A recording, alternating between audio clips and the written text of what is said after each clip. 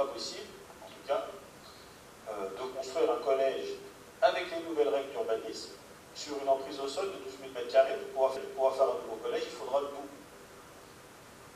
Le double, ça sous-entend que si on veut un collège au centre-ville, on prend à peu près toute la surface du terrain de rugby actuel et de l'anneau sportif. Et que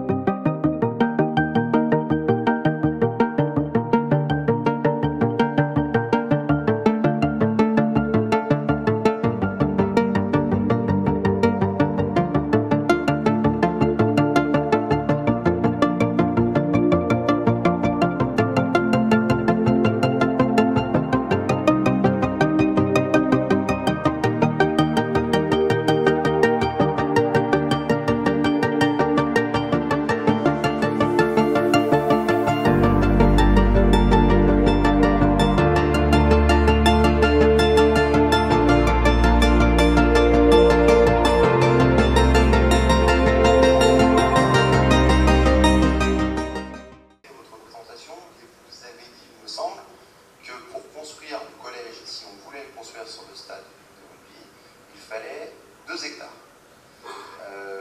Là où j'aurais voulu, si vous pouviez nous éclairer sur quels indicateurs, quel ratio vous utilisez pour pouvoir justement avoir cette info, sous-entendu, est-ce que ce sont des mètres carrés par enfant, par élève, qui permettent à un moment donné de justifier ce chiffre.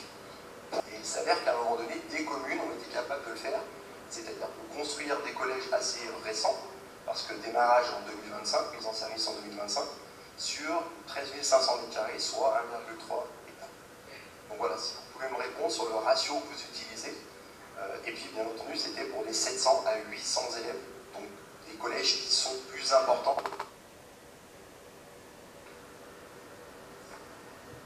Alors, moi je vous rapporte une information que le département m'a communiquée. Je vous invite, et je sais que vous les avez contactés, donc n'hésitez pas à les contacter, c'est eux qui vont construire le collège. Donc moi je vous rapporte ce qu'on m'a dit.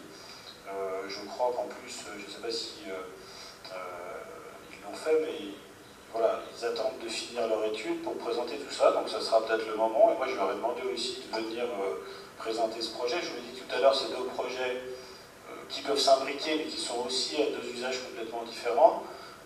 Et donc je demanderai au département, au directeur d'académie ou à ses services de venir sur un format comme celui-là pour répondre à vos questions.